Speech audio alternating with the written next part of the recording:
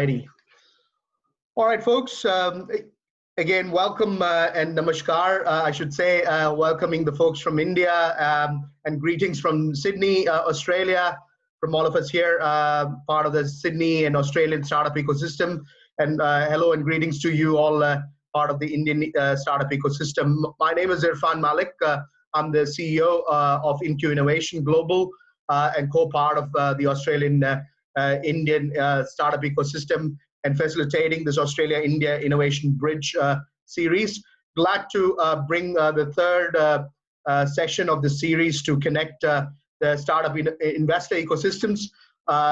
We've had some great sessions at the ecosystem capacity builder, CEO levels that we've had the various incubator accelerators and the govs to connect as part of the first session. The second session, we've had the influencers, the impact creators, the entrepreneurs in residences, as well as mentors, advisors to connect as well, which is again triggered quite a lot of transactions and discussions already in the last few weeks since the session. And now we are here to connect some of the stars of both the ecosystems from an investor perspective.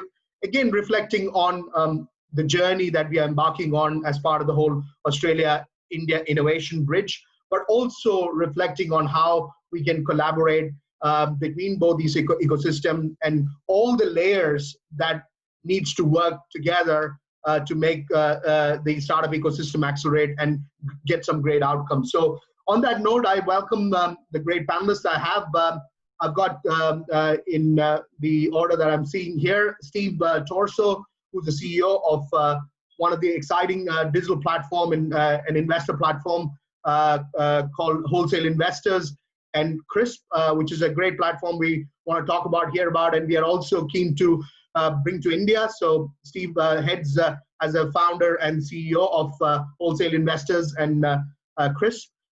We've got Suri, who's the CTO of IndiaSpring Capital, based out of Bangalore, quite actively involved in early stage startup investment, but also actively involved in the ecosystem with startups across various states in India and also internationally. Welcome, Suri, again.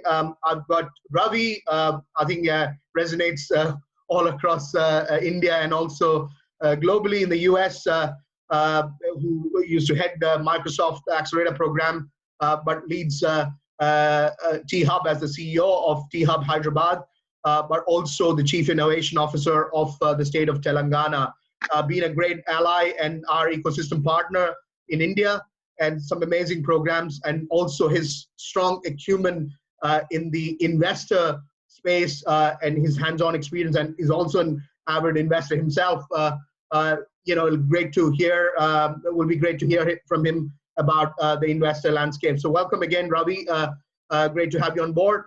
And then Sangeeta she's been a great ally for myself here in Sydney, also a colleague at Australia-India Business Council, someone who comes with strong banking financial services experience, but also heading AppleGrove Capital, which is a fund, but also she has got a superannuation fund as a chair. She heads active interest in startup investment, but also in some specific areas of women-led startups and also agri-tech, some exciting stories to share as well.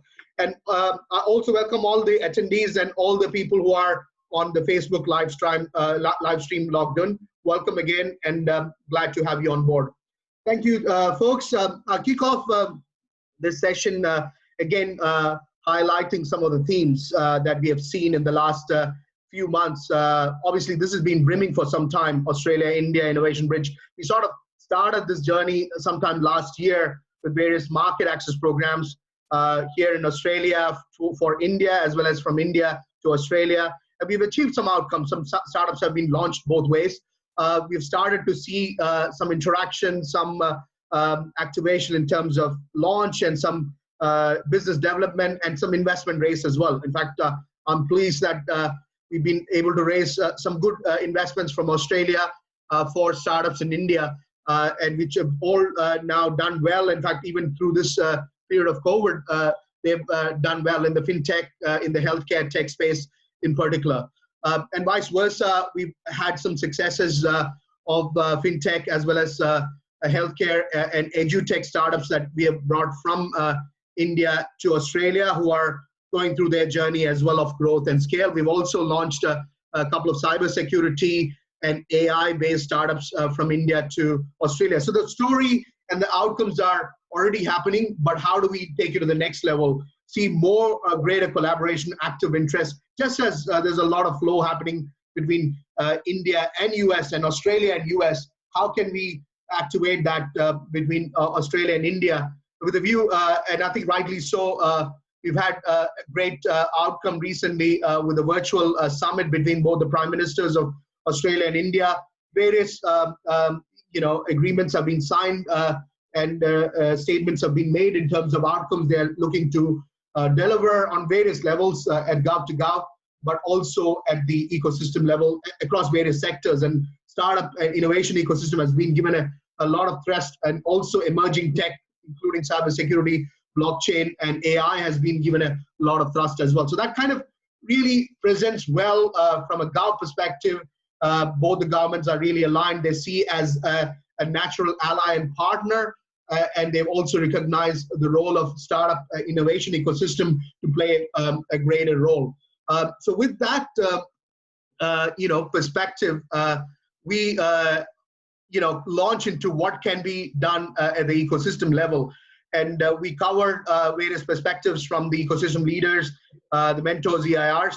Now we have the investor ecosystem. And I think it's very pertinent. And whilst I would love to see the startups grow by themselves organically, but investors play a major role in helping them scale, helping them make the leap. And we've seen some great unicorns come out of India, and I get regular updates on the investments being raised in India. So India is definitely going through that journey of getting big investments right through from Series A, B, and onwards through to IPO as well, which I see a lot.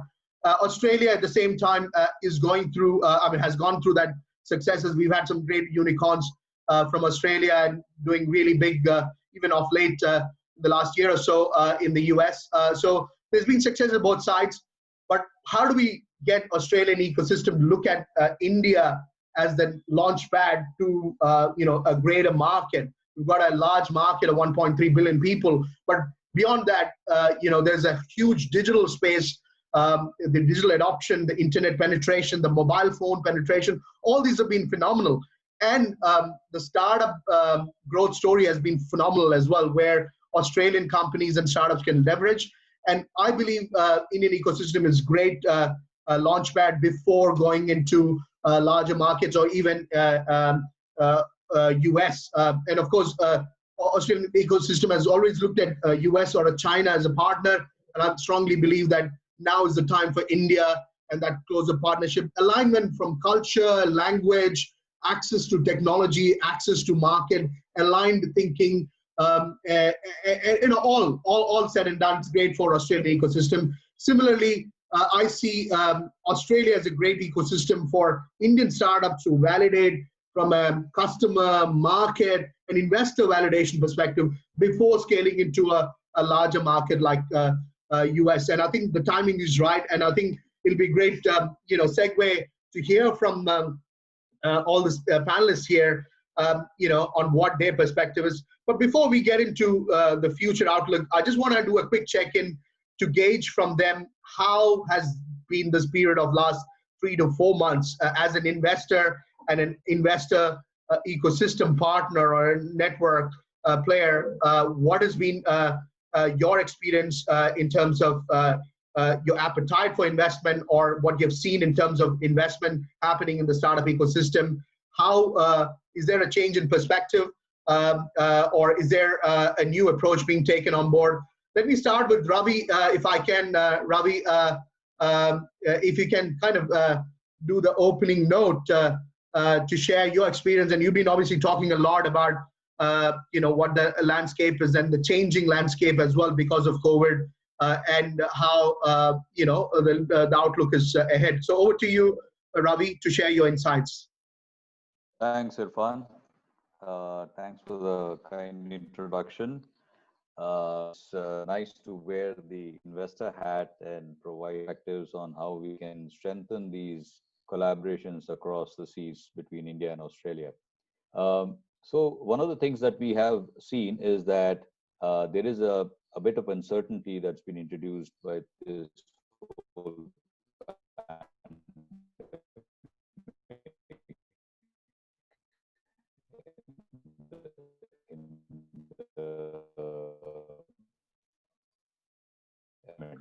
we also see that not use. We see about a third of them will probably face major setbacks and look at closing down. And I think this is a global trend across.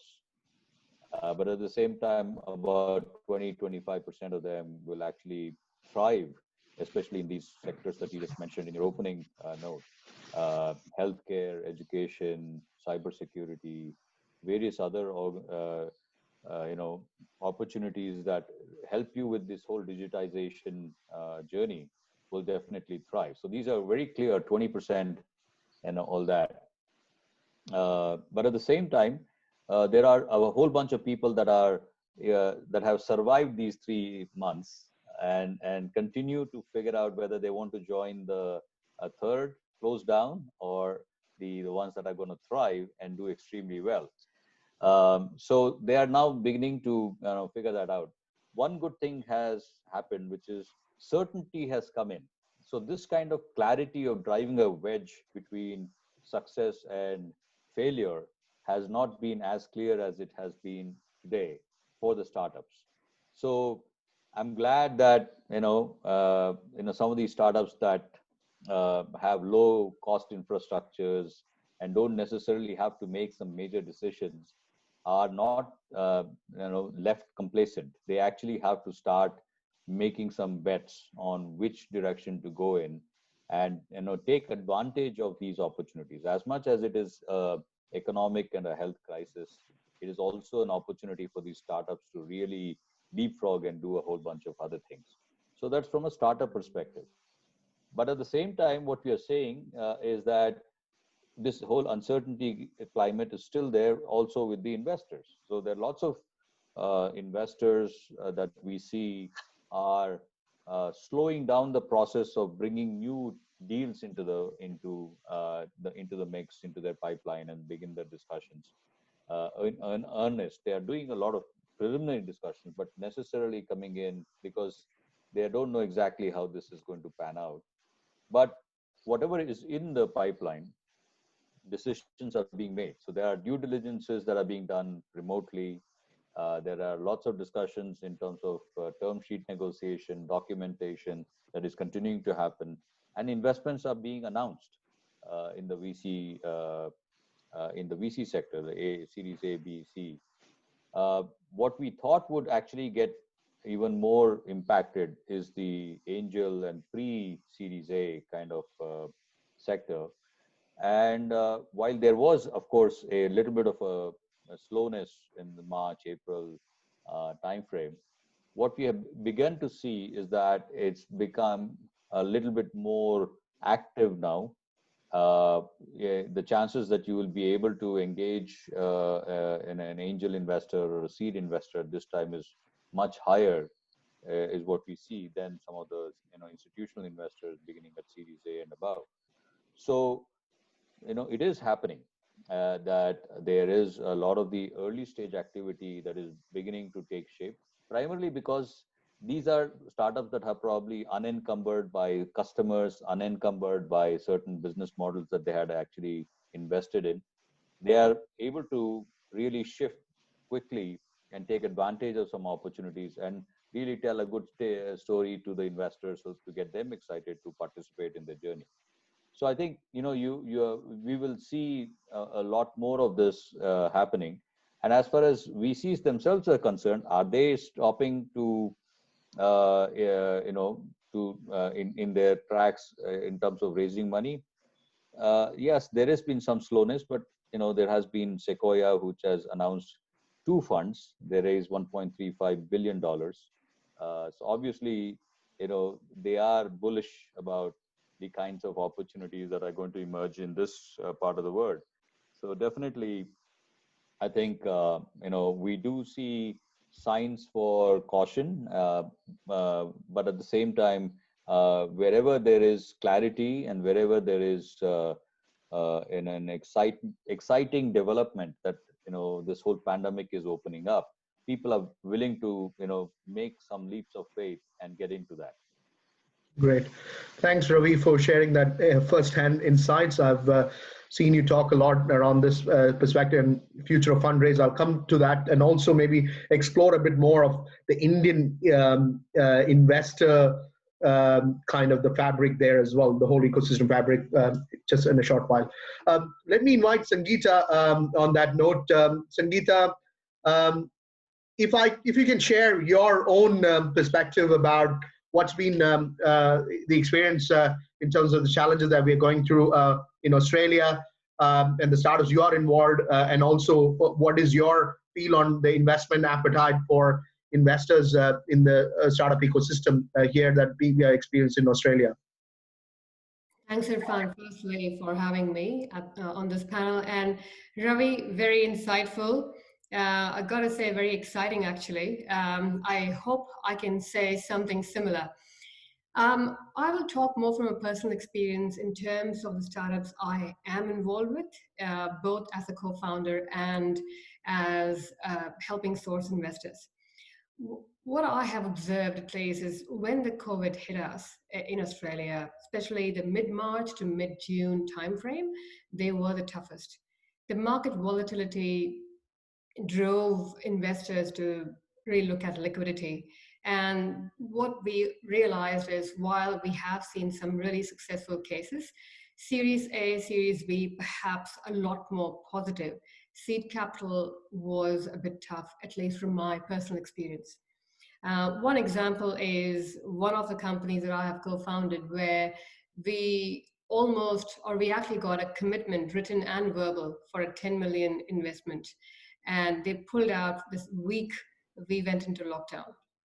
So we had to think about innovative ways to go and ensure we build a business. And this is pre-revenue. Again, my personal view is when you get to post-revenue, perhaps there was a difference in the way investors perceived the opportunity. But pre-revenue, there definitely was tightening of liquidity. There was definitely focus more on the cash flow. And it was all about where the business is and how quickly the idea can be taken up to fruition. It also depends on the gestation of the business and how quickly the business can ramp up and produce cash. Now, the temporary tightening of foreign investment in Australia, the regulation that was announced has clearly also impacted the ecosystem overall in terms of businesses seeking capital from existing or local investors instead of necessarily leveraging offshore investors, which has slowed the pace from what I have observed. So from this particular company that we had an issue with, we were innovative and we managed to secure debt financing. And that's what I wanted to highlight today, that there are different sources of investment and equity or onshore, offshore are not the only options. There are other options to look at. The other thing I would like to add is, one is looking at a startup company that is pre-revenue, that hasn't set up anything, that is yet to launch. The other is companies that have launched, but they are still deemed to be startup and looking for investment, still Series A, sometimes even seed capital. And one of the other businesses that I've been involved with, we have had to be very innovative in the way we looked at marketing the business. So it's not just about launching the business, also about how do you get out there and market yourself. We had planned a whole heap of events between March and June to reach out to customers, which clearly got significantly impacted. So that's where collaboration came in, and we started looking at JV partners to scale up the business, and that has gone really well. We ended up doing a rights issue, oversubscribed, which is always a positive success story. So yes, on one side, we have seen decrease in deal volume. We have seen a long-term, a longer phase in terms of raising money. But on the other side, we have seen any company that comes out thinking innovatively, thinking differently, while ensuring that they can manage the current cash flow has definitely been successful. Great insights, Sangeeta, for sharing those words there. I think that's definitely the experience. A lot of startups were challenged at that point when we had the COVID hit us, because no one knew what's going to happen and how are we going to respond to it. But as Ravi also mentioned, I can see beyond since May or June, there's an increased activity and also interest as well to see sustainable investment into sustainable businesses or sustainable startups where there's some early revenue opportunities as well. There's some interesting other dynamics I've seen cross-border as well. Yeah, especially with India emerging as a make in India or a manufacturing destination as well. So it's something which the investors have taken on board. Yeah, from an Australian perspective, I see, and as you rightly said, there are other avenues as well, not just equity-based investment raise, but also other avenues of fundraise that that's probably been timely. On that note, let me invite Suri from IndiaSpring Capital. Suri, can you share your insights? Obviously, you've been involved actively with IndiaSpring Capital in early stage investment. So, what's been the the nature of investment, the appetite, as well as how have your startups kind of fared during the last few months, and has there been any interesting dynamics that's been played out? Yeah, thank you, Irfan, for inviting me for this. And see, I agree with Ravi and Sangeeta that investments have slowed down, but it has not stopped. Okay.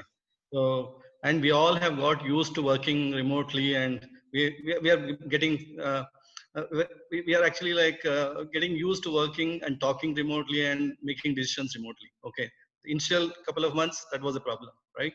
And but the thing is, most of the investors are busy protecting their current investments. Okay, how to help their portfolio to survive this pandemic, right? So that they can thrive. So there's a lot of focus and time being spent on the current portfolio, which also is a reason for kind of slowing down of the current new investments. But that doesn't mean that like people are not looking at new investments. We actually like keep looking at many new investments, and we will be announcing a couple of them also. Okay, and what I have also seen is that like many of our startups, basically here are some of the things we are trying to do with our startups, right? First thing is to say that, okay, hey, we are behind you, don't worry. Okay, that's the first thing which many of these, even though like lot of our startups are gung-ho about it. Like there's nothing, they're actually figuring out new opportunities. Okay, so there's just to give a couple of examples, basically like there is a lot of people working from remote, right, today. So one of our startups called Level Networks, which is an SD-WAN, they used to sell to businesses which have a lot of branches, but now there is a use case because a lot of people are working from home and they need similar features, right, to actually like work better. So things like that are previously only sales teams used to work remotely mostly, right? So now everybody works remotely. So basically another company called Voxogo, actually like they actually kind of pitched, right, that they have to identify the new use cases, and actually that way actually they're and there is more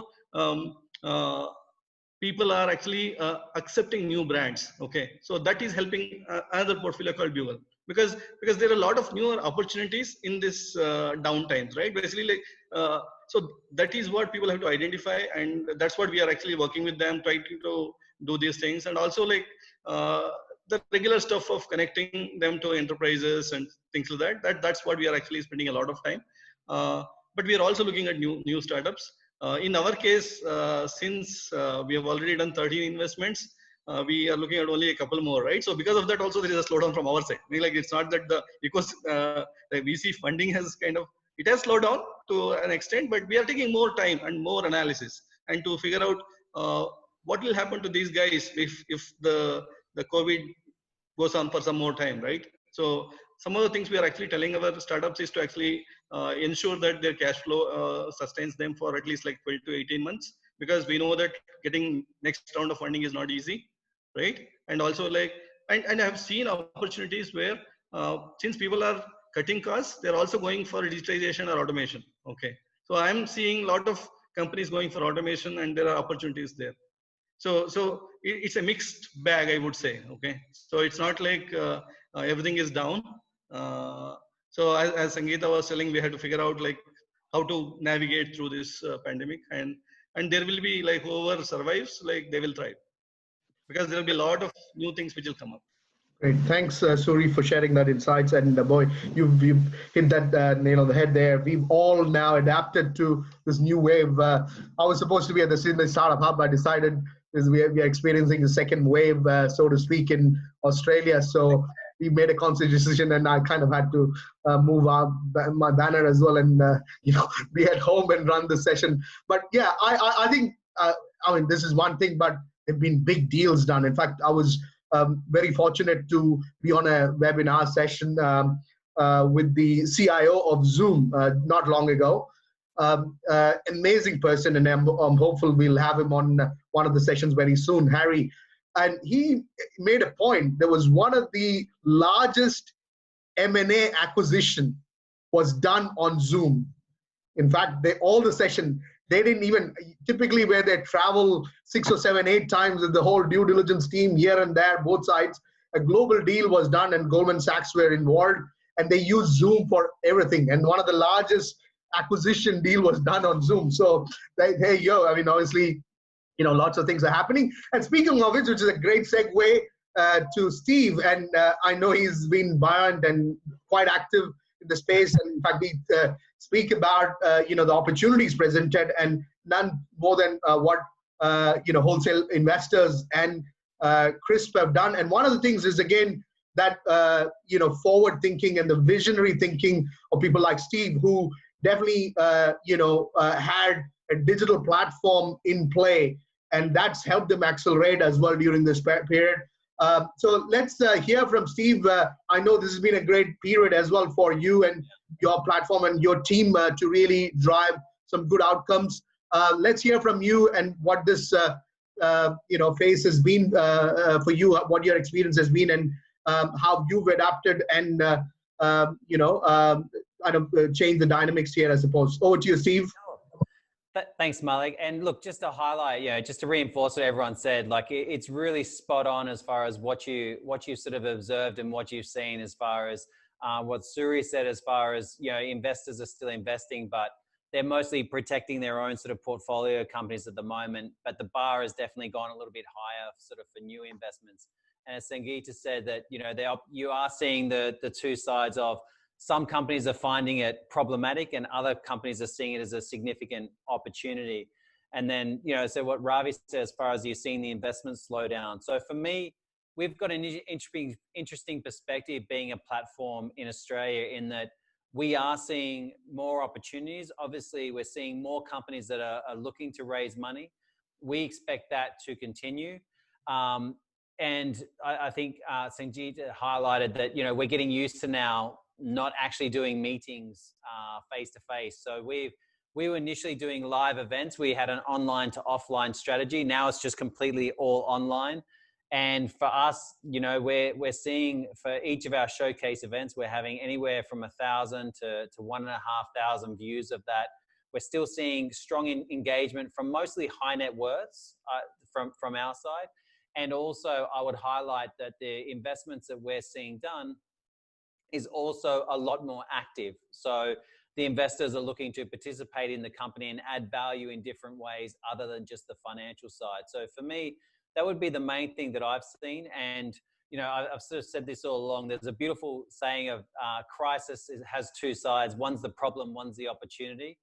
And, for a lot of founders, they just needed to decide which side they wanted to sit on. And, effectively, we all, and I think all of us are actually really lucky.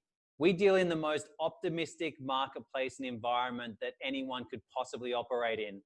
All of us we could be dealing with whatever stresses and problems and all that sort of stuff that we deal with, and yet we'll send it where we also see the opportunities very, very clearly. So it's like we've got our own little bubble, where you've got optimistic founders and you've got investors that are also optimistic, because that's effectively the space that we play in. So that's sort of our perspective from a platform perspective, and how we've sort of managed it. Okay, great. Thanks, Steve. I think I'll continue with you because one of the terms you've talked a lot about is on the future of fundraise. So how do you see the future of fundraise be transformed and what you are experiencing in that space as well? I know you've got a great platform. How are the various ecosystem partners, investor ecosystem partners working, alongside with platforms like you, as part of future of fundraise? So the easiest way to summarize it, it actually is in our mission statement, right? So it's how do you utilize platforms, right? Whether that be online or offline, technology, and then partners to bring together investors and opportunities. So I'm a massive believer in the bringing together of ecosystems because I think it creates significant value. To me, I think the way the future of capital raising looks like is definitely more software driven rather than the sort of face-to-face as we've gotten so used to. Also, I believe where it comes to is relevancy. And at the moment, investors sort of often will rely on personal introductions to opportunities. What we see as the vision going forward is that it will be a lot more that companies will be looking for. Companies will be able to be match made with relevant investors that can either add value or strategically relevant to that type of business, whether it be in their own geography or whether it be in other sort of international geographies as well. And to me, software, analytics, and machine learning will play key roles in being able to do that. And also I feel that the companies will get access to a lot more tools via software in which they can effectively act like their own sort of digital investment bank going forward. Yeah, great. I think we'll come back and definitely talk more about the CRIISP platform, which we are all excited, in fact, keen to launch in India and give access to the Indian startup ecosystem as well as the investors there. So we'll come back and talk about some of the great work and the technology play that's happening with CRIISP in a while. Ravi, I'll invite you again in terms of future of fundraise and capital raising, as Steve touched on. With your experience in the US as well, and also in India, what's going to be the play, the state of play going forward? And I know obviously there are traditional investors, and we've already seen some strategic investors who are not just passive but more active as well in terms of the growth of the company. So, what is your perspective on future of fundraise and capital raise in the ecosystem there? Yeah. Before I answer your question, I just wanted to add something to what Steve just said in terms of the positive side or the negative side. What do the startups look at, right? But in addition to the fact that there is a positive side that is also there, which the startups can look at, it is also very much in your face. It's not like it's clouded and it's out there. It's very difficult to discern because we are in our day-to-day stuff that before the pandemic hit us, it was also very much hazy as to what things are going to be, and there would be some analysts that would actually run some numbers and give you some insights into certain things. But I think we don't need no analysts now to actually understand some of the opportunities that are in front of us. Similarly, I think you will also see the investors or the LPs to actually find some of the pitches that are being made to them as interesting insights that these funds are trying to put together, new investment theses that they are really looking to take advantage of and go for it. So I will suspect that if it is new funds and if it's a new investment thesis, obviously they will definitely get a lot more attention than they had in the past. But if there are existing funds that are also trying to pivot or talk about new opportunities that they're going to do in their subsequent fund, I think they will still get bogged down by the performance of their current portfolio or the previous set of investments, just because that's the nature of the game, right? I mean, people have to have some way to kind of assess if that's going to happen or not. But today in India, if you were to look at the environment here, I think there is enough funds already in the system. It's not like we are looking to raise money very very quickly. There are funds that are of course out there looking to do the next funds, but not as many as you would feel that will make a stark difference or a huge difference to the funding climate here in India. So whatever funds have already been raised, they will look for opportunities, and they will put their money to work as quickly as they can. Given that now that opportunities for them to invest them in are opening up again, and they are also beginning to become clear about how they want to go about doing it. Also, the protecting that Suri talked about is also under control. I mean, you're given all the help that you can, and there are people like T-Hub that is also participating with VCs to help with the startups that are already been invested in to continue to make progress in a new way of working. So I would suspect that we will want to look at how best to help create new theses for investments in this ecosystem. But more so, I think, how do we actually look at convincing our LPs to do much more than just a certain geography like India.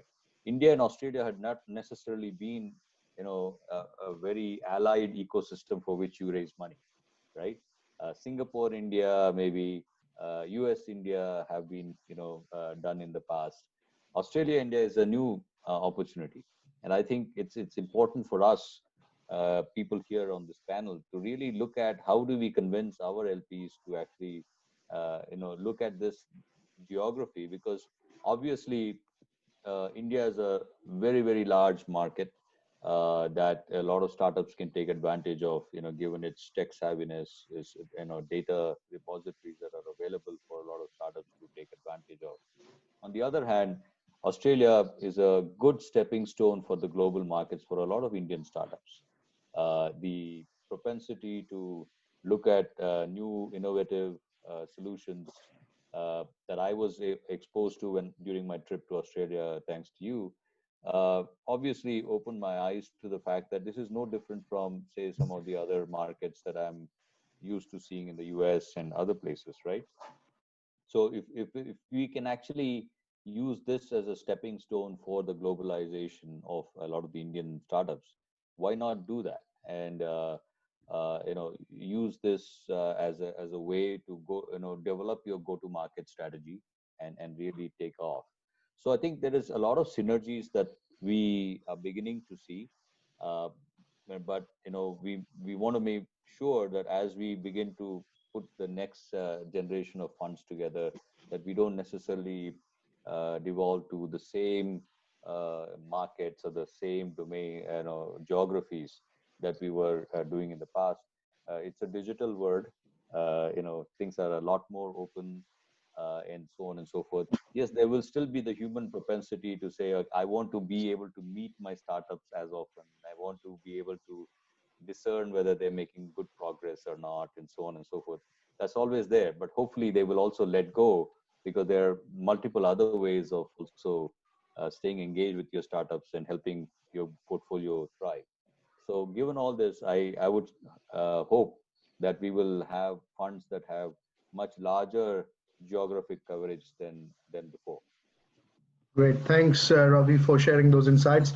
Suri, on that note, what do you think your perspective, and again from your fund perspective as well, in terms of future rounds that you may have planned? What is the future of fundraise and capital raise for startup ecosystem in early stage to pre-IPO? What's going to be the landscape like, your perspective?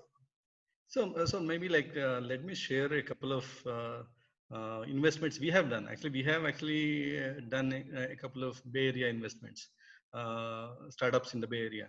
But what we did was, we're a slightly different kind of investors because we're very hands-on. So that way, actually, remote sometimes may be tough. But what we have actually done is in these two startups, there was a presence of engineering team in India. Okay, and uh, the teams were both in the US and here, right? So we were trying to help out the engineering team, whereas the marketing and all was helped out by our co-investor in the US. Okay, that kind of really worked well, right? And I have seen that even in my first startup, we had teams in the US. I used to work out of US, and we had a big engineering team in India. So that kind of collaboration have always worked. It has worked not only in getting talent, but also in actually like reducing costs and a lot of things, and being still close to the customer, things like that, right? It's best of both worlds. So I believe that there'll be more cross-border investments and things like that. Because it helps in multiple ways, right? Like let's assume, and to all our startups actually are solving problems which are global in nature. They're all tech things, digital stuff. So whatever problem they're solving in India, our initial customers, it is applicable to outside India also, right? So whenever a company wants to go, to a new market, there will be a lot of help required, right? It can be channel partners, or it can be even product market fit. It can be pricing, right? So a lot of things which actually they need, actually like and it's always done better by a person who is local, right? It's always like helps. So and it also kind of some of the investments actually like it also helps if the investment comes from abroad, in the sense that that gives the reach, that also gives a confidence to the other investors also, right? Because I'm seeing a lot of co-investments now. We have done many. Initially, we used to be the only investor, but slowly we have actually done co-investments with partners like Bosch or ABB, Rebright Partners, Axel, right? So actually, now I have realized that with this co-investment, actually there will be more people who will be working for the startup. So there are a lot of times actually like startups resist, right, taking money from multiple people. But I have seen that like that kind of helps. And there are more people helping out the startups, and so that way actually like I see that like there'll be more and more multiple guys coming together to invest in, and that kind of gives confidence to everybody and also helps out the startups. So Yeah. that way I have seen that like co-investments really work. The Well, only that's a thing is great. the investors should be on the same aligned. That's the only thing, right? Yeah, I think that's great. And co-investment, I've seen a lot. In fact, we facilitate a lot as well between Australia, India, US, and all. It also is, as you touched on, it's a good global. I mean, I look at market validation, customer validation, and investor validation, and globally, if that's done, then obviously gives the right thrust. And what I always believe is every ecosystem partner involved with a startup has a role to play as a wrangler. Their network is powerful as well. Whether it's not only just raising money, it's also opening the door, calling that gov official or that agency or that healthcare provider, opening the doors, making that connection. That also all comes into play. And I think I'm seeing investors not only with the view that they want to protect the portfolio, but also actively want to support the startups to really survive and then scale, are doing that actively. And maybe that's a great segue to Sangeeta, to hear your thoughts on future of fundraise and capital raise, not only from your fund perspective, but also the startups that you're looking at supporting, and maybe some of the sectors that you're focusing as well. Okay, I'll touch upon both. First of all, Ravi, you summarized it beautifully in terms of how, looking at India, Australia, how there hasn't been as much alignment as we would normally expect to see, given the level of synergies. Talking specifically about the investment opportunity, I agree with pretty much everything Steve said, Ravi said, and Suri said. In terms of there are opportunities there, we are seeing growth. I believe what COVID has really done is it's opened up opportunities for investors coming from different parts of the world where you don't necessarily need to have known them for years. And I think, especially from India, we're talking to a couple of investors in India who are now more open and willing to look at Australia than they were before. Now, it's also because people are looking at innovative approaches. They're looking at new ideas. They're willing to be more open-minded. Now, I think the other thing to add is now India has emerged as an important force in a startup economy, largely attributed to how the stakeholders have viewed startups and also the government initiatives. Also, with certain political changes, I believe that attracting investments into India has opened up opportunities for Australian investors as well. So there are different factors. COVID is one, political factors are others. And I think it just brought about so much innovation. Now, a couple of companies I'm involved with, which is predominantly Australia investing into India, but I have recently been approached by an Indian company looking into Australia.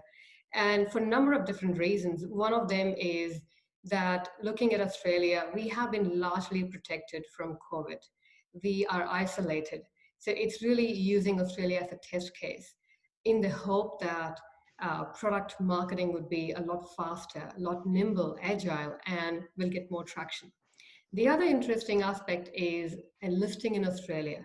A listing in Australia is deemed to be a lot more attractive, not only from the fact that it's a developed economy, it's also a simpler process when you compare to certain other parts of the world.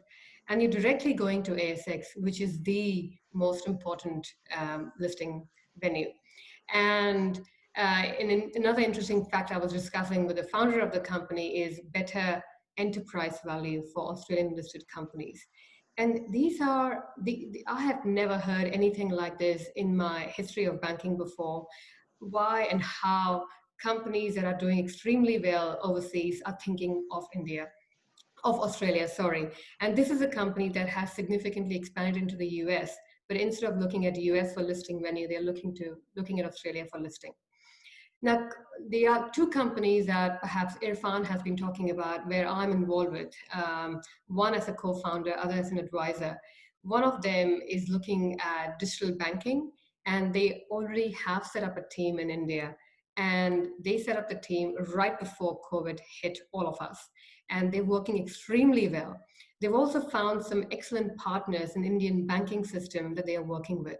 So they clearly, there's an active desire to work with India. Large market, higher propensity in terms of income, with per capita income as well, and great talent at lower cost. So going back to what Suri mentioned about cost savings as well, which has been the key factor for them to consider India, not only from a marketing of tools and digitization perspective, but predominantly also having a team sitting in India. The other one I'm looking at is food security or agri-tech, which is really looking at how to make sure that we can distribute Australian grown produce into the Asian economy by using the best technology. And India is an important venue for that. And we're already talking to a few buyers, and we see it's a huge growth potential there. So I think this area is going to just keep growing, given what we have seen in the recent few months. Great, thanks, Sangeeta, for sharing those insights.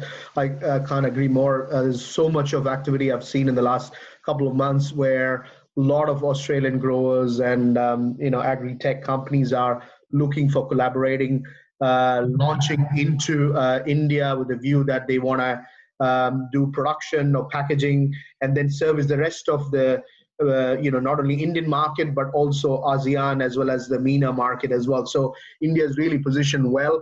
And I'm seeing investors also playing a role of strategic investors where they want to invest into the Australian entity definitely on equity investments with a view that they will handhold or help scale into India because they have a know-how of the dynamics and the landscape there better on whether it's getting the manufacturing done or getting the right partners mobilized, getting the government approvals or distribution sales partners, or then helping it scale into that region as well. So there's a lot of interest that way I see, and I think it's again one of the things which is always and I see a lot of it growing by the day and every month that there's a lot of trust developing, and I'm always there is a concern, as in we don't know, how it is going to be in India. I mean, for an Australian company, and again, similarly for an Indian company, how do I work? Who do I work with? How do I build that trust? And again, it's a longer term game. It's obviously something you build with patience and perseverance, but with having the right partner on board. And again, panelists that we have, who've had that role to play, I see, the startups can build that trust and then build that relationship and engagement. There's always a question about IP patenting, whether that's safe and secure in India. I can definitely categorically say that it is. In fact, I've seen that more and more companies are actively working with Indian manufacturing partner where their IP patents are all protected. India is signatory to the global agreements as well. So definitely that is also driving more interest of Australian companies to look at the Indian market as well. On that note, I will obviously take some questions as well. I'm great to see some of our ecosystem partners, a lot of startups, a lot of healthcare startups who are signed in, who are looking at India as a strategic partner for manufacturing, where it's about creating and curating a global product, Australian design. Obviously, Australian design and quality is definitely revered globally. But then to help it scale, to go commercial, having manufacturing done in India is something that, and also obviously validating in a large market like India is something a lot of these startups are looking at. A lot of medtech, healthcare, agri-tech startups are looking at, and I'm pleased to see that they're logged in as well on this session, and I'm sure they'll take a lot from this. So I'll just ask some questions raised by some of these attendees, and I'll open it up, and maybe this is something for Ravi. Is there an interest in value-based innovation being more cost efficient in the service delivery, such as healthcare in India? So if I were to kind of understand, obviously India has been cost sensitive, but if there is a value-based innovation being offered, is India and the market receptive, especially if you're trying to raise the bar of healthcare and service delivery? Is the Indian market ready for that, and how do the investors see that as well shaping? Ravi, what do you think about it? Yeah, a great question. Yeah, I think innovation is becoming more and more accepted in the markets in India. It was something that only a few people were open to the idea in the past, and now we're beginning to see that larger swaths of industries are actually opening up to this whole thing. Obviously, education, healthcare are obvious choices, but manufacturing is also now seeing a huge amount of opportunities that are opening up for them. Logistics is also another. So if they can actually leverage innovations that are coming from startups and make them a part of their offerings or part of their IT systems or whatever that may be, they're definitely looking at making that happen. But as you pointed out earlier, taking Australian startups that have these very innovative solutions is one thing. But India presents a whole slew of challenges. One all the way from the pricing. Obviously, there's a huge pressure on pricing, huge pressure on scale, and a huge pressure in terms of support that you need to be able to provide to roll out these solutions in large numbers. And this is something that I'm sure a lot of Australian startups do not have much experience in. So one is to have a partner here in India is definitely a good thing.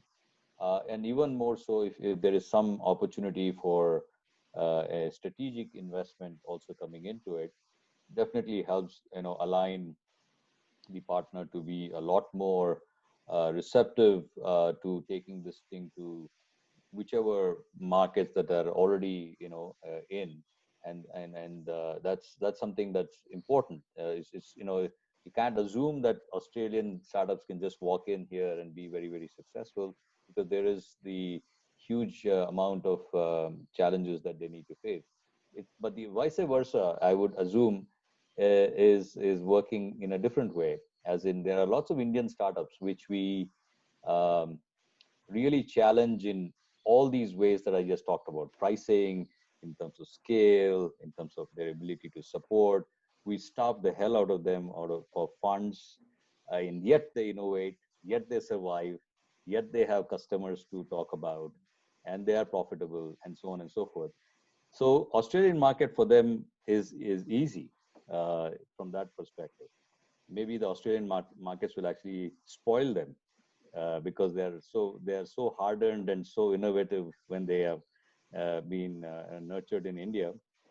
But I feel that the receptivity, the way the thinking is, the way the customers embrace these innovations would actually open them up to the idea of how they can actually go into the global markets in a bigger way. So I think it's important for us to make the startups understand this. And also the other thing I feel is a lot of Australian startups don't even consider India as a market. First is ignorance, and after there is some information, how do you really, provide them soft landing? One is all the partnerships or investment plus partnership. The other thing I would just throw in is the fact that there are organizations such as T-Hub, which could potentially help you understand the market and really get prepared for this journey. It's a tougher journey, but it's actually, at the end of the day, a very, very fruitful journey. So that's my message to the startups that are considering the market. Thank you, Ravi, and great to work with you from InQ perspective to facilitate some of those market access program. And yeah, look forward to some great outcomes. Let me invite Steve again. Steve, if you can share some more insights of the CRIISP platform. Really excited to launch you into India very soon. I'm looking forward to getting more and more Indian startups to come on board the CRIISP platform, as well as investors. We'll have obviously curated programs to help Indian startups to be launched into Australia and also listed into CRIISP. But what's your perspective? And if you can share some more light on CRIISP, that'd be great. So I was just going to, just quickly, I was going to highlight something that Ravi said earlier about, he's surprised there hasn't been more done between Australia and India. And I think this is the whole purpose of sort of panel sessions like this and creating this opportunity. I was sort of scrolling through the questions and I can see it all comes down to the same thing. I think the real thing that we have to do is, how do we create a trusted pathway back and forth between Australia and India, and then India and Australia? And then how can we engage the ecosystems on either side to facilitate that? Because I know before meeting you, I'd always had thoughts of what more could we do in India? But the problem was India is so big, I wouldn't know where to start, who to deal with, who I can trust, and as founders, we're faced with so many different challenges every single day that even though we know it's a big opportunity, it may be a bit too hard. So the more there's success stories, the more there's trusted pathways. And also, I think the big thing that we actually need to do is provide more news flow about successful Australian companies progressing in India, or about successful Indian companies progressing in Australia. If that news flow goes both ways, that will be recognized by the ecosystem.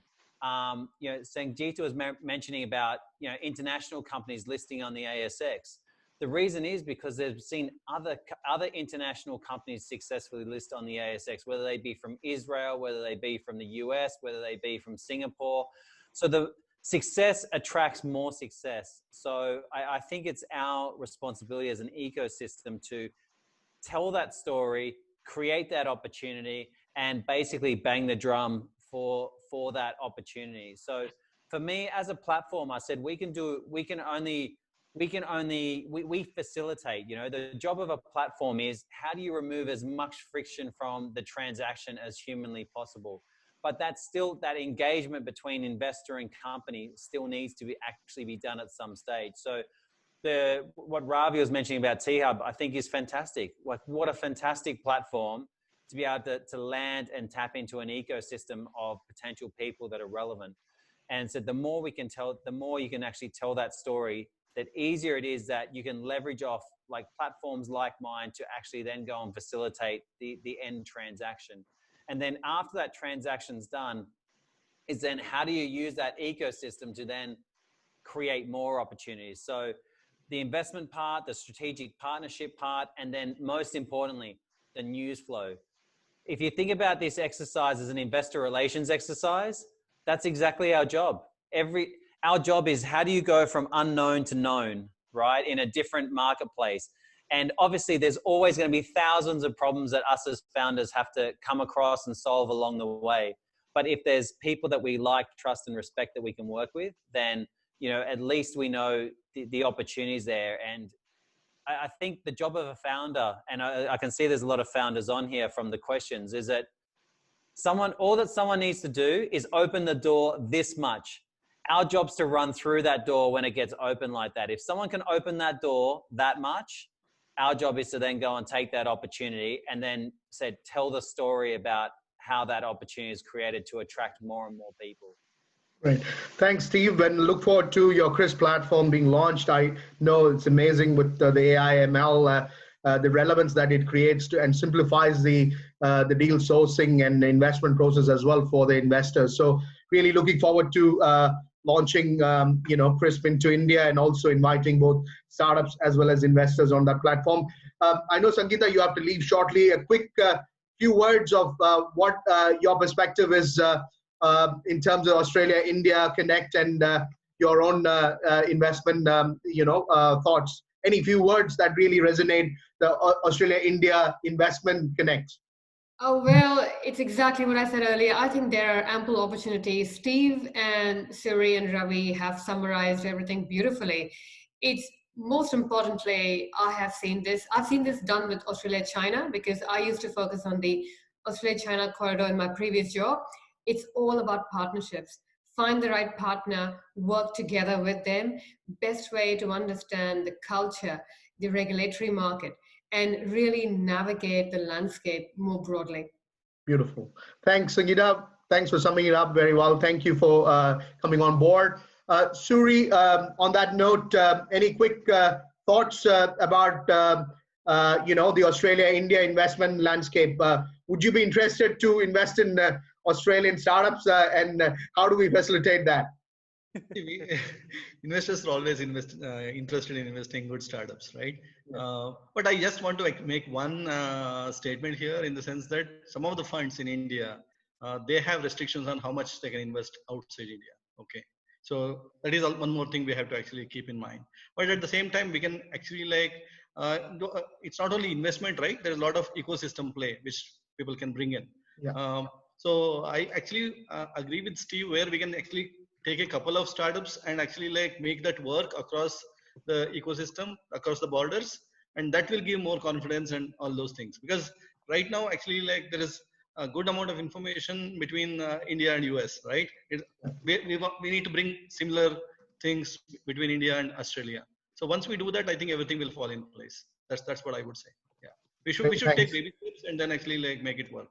Yeah, great. I think some of the things I want to reflect on is definitely the strategic investment play. We have seen a lot of investors who are looking at Australian startups where they will be able to invest, but also then take the manufacturing or do the manufacturing there, or developing of the product there, or building the software development in India. So it's more an active investment where not only they are driving investment to the company, but also managing the delivery of the product or even the whole solution being developed as well. So that's something which we are seeing.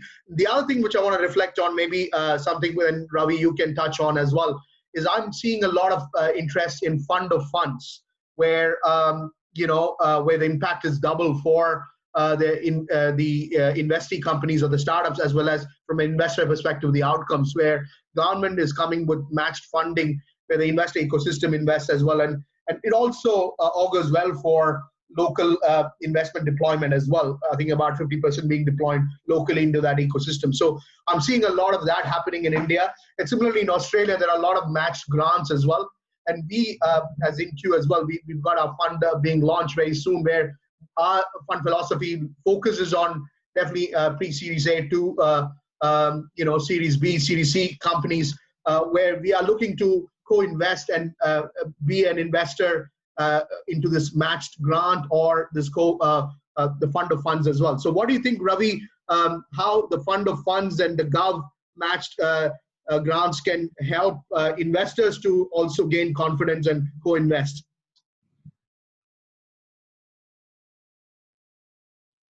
Yeah, I think we are beginning to see a lot of interesting, initiatives that the government of India is taking and some of the state governments that I'm involved with. So we definitely would like to bring more interest into certain sectors, certain geographies that will not necessarily red in time, as in, it makes clear sense for a VC or a PE fund to come and invest in. So we have taken that initiative to bring about a lot more of those funds that have even an interest in considering the state of Telangana or certain other sectors to actually do a lot more in those areas. So, if that is something that other countries and other institutions are considering in India, I think it's a great time to become much more active, because I think it's just the beginning of this trend. And if they are looking to be participative in this, I think there will be a lot more opportunities to do so going forward. Thank you, Ravi. We're just over time now, but thank you. I really appreciate it. I think it's a great stage we are at between Australia and India. I get the point, Steve. We need to have more optics. We need to create more awareness of the opportunity, and ecosystem players like yourselves play a great role. And I thank you for taking your time. Please, tweet and tag about this opportunity. We are in there. Please reach out to InQ, T-Hub, or any of the partners we have got on board. We'll be happy to facilitate. Australia India Business Council is also playing a major role. I know Austrade and other chambers in India, CII, FICCI, Business Council Australia, as well as Indo-Australia Chamber there in India. They're playing all their role. But yeah, we as an ecosystem, we have to deliver outcomes and talk about it, and also share those stories. So we will continue to do that. We've got a series of more webinars to connect the founders, connect the emerging tech startups, but also look at some specific sectors. We also have a virtual hackathon lined up early in August as well. We'll continue to share those insights and deliver some outcomes. We're looking forward to launching about 4 companies, 4 Indian startups into Australia in the next month or so. And similarly, later this year, Australian startups, especially medtech, agri-tech startups into India as well. So hopefully those stories and those outcomes will resonate and create that drive. And please feel free to reach out to us on LinkedIn or any of the channels. Thank you again to the panelists for taking their valuable time and sharing your insights. And I look forward to some great outcomes as part of this Australia-India Innovation Bridge being delivered, which we can all leave a legacy and also be proud of. Thank you again. Thanks for taking time. Namaskar, and greetings, and have a lovely rest of the day. Thank you. Thank you. Bye.